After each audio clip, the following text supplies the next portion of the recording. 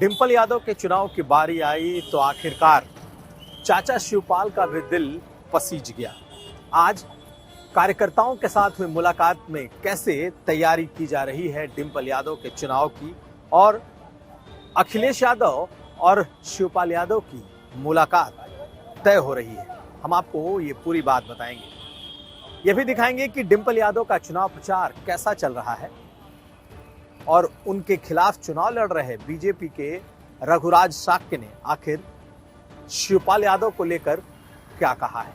इसके अलावा यह भी जान लीजिए कि यादव वोटरों को लेकर केशव मौर्य ने क्या कहा है, क्यों कहा है कि भारी तादाद बीजेपी के साथ भी खड़ी है। नमस्कार, मैं हूं कुमार अभिषेक, आप देख रहे हैं यूपी तक।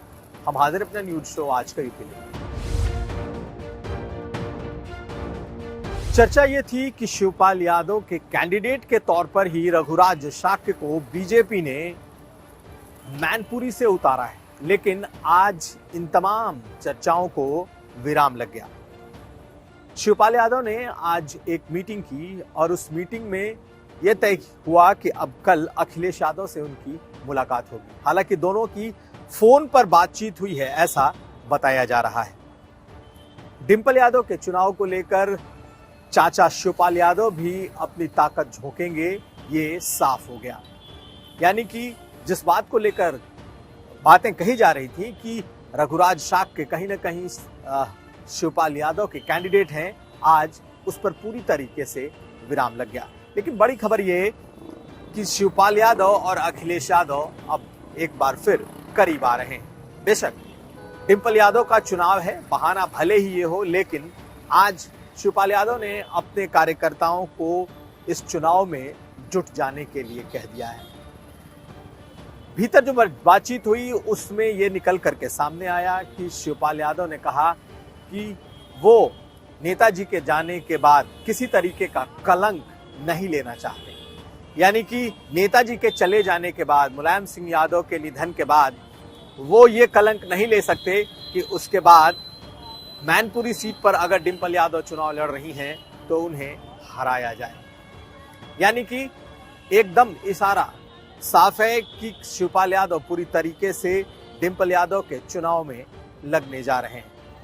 उन्होंने अपने कार्यकर्ताओं को इसके लिए आगे कर भी दिया है और अब अखिलेश यादव से मुलाकात भी होनी है। लेकिन बड़ी बात यह है कि आखिर अखिलेश यादव से जब मुलाकात होगी तो बात क्या होगी, वो कौन सी ऐसी चीज है जो शिवपाल यादव मांगेंगे, क्योंकि चुनाव प्रचार शुरू करने के पहले कहीं ना कहीं दोनों के बीच जो बातचीत होगी उसमें ये जरूर तय होगा कि आखिर शिवपाल यादव की आगे की राजनीति अब कैसी होगी और अखिलेश यादव उन्हें क्या देने की स्थिति में है।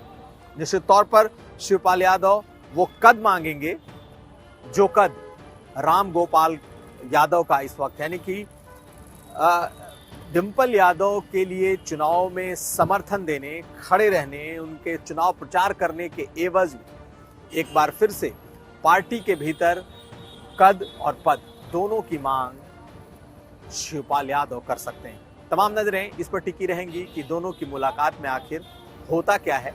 हालांकि शिवपाल यादव ने इमोशनल कार्ड खेल दिया है। और अब अगली खबर।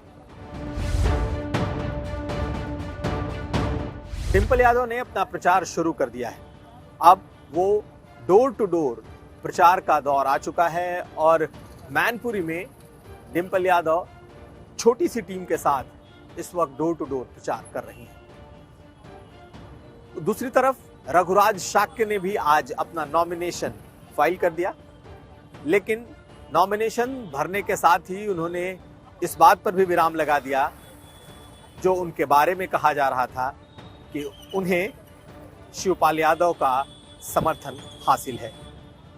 आज जब हमारे सहयोगी ने उनसे बात की तो उन्होंने साफ तौर पर कहा कि वो बीजेपी के कैंडिडेट हैं, कौन क्या कहता है उससे कोई फर्क नहीं पड़ता, शिवपाल यादव जिसका चाहे प्रचार करें। यानी कि अब इस बात पर एक तरीके से पूरी तरीके से मुहर लग गई है कि बीजेपी ने अपने कैंडिडेट के तौर पर रघुराज शाक्य को उतारा है। कोई कनेक्शन शिवपाल यादव के साथ नहीं है। सुनिए क्या कह रहे हैं रघुराज शाक्य। एक समय में उनके साथ रहे हैं, आप पिछले चुनाव से पहले आ गए थे।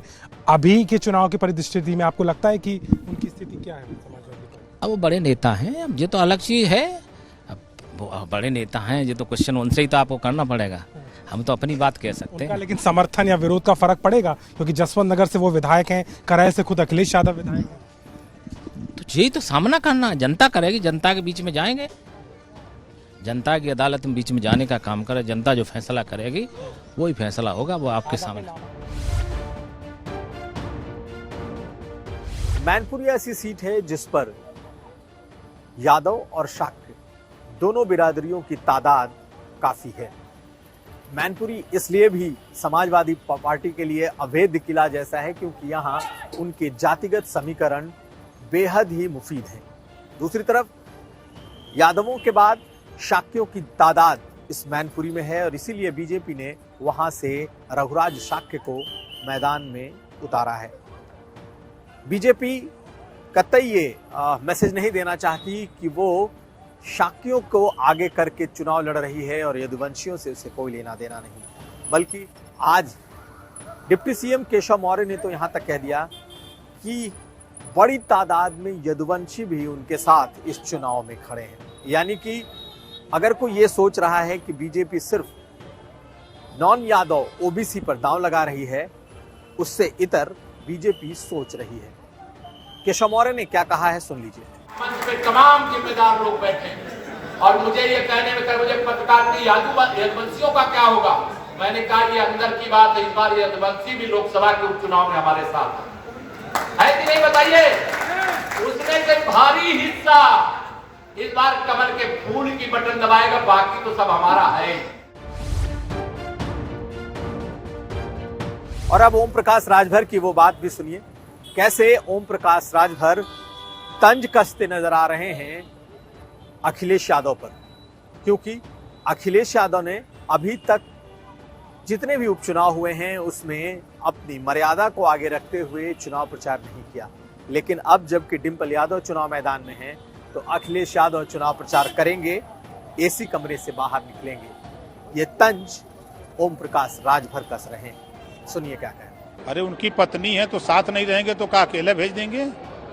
अपनी पत्नी, उनकी पत्नी है और उनको लड़ाने की जिम्मेदारी उन्होंने लिया है, तो साथ नहीं रहेंगे? अलग थोड़ा हो जाएंगे।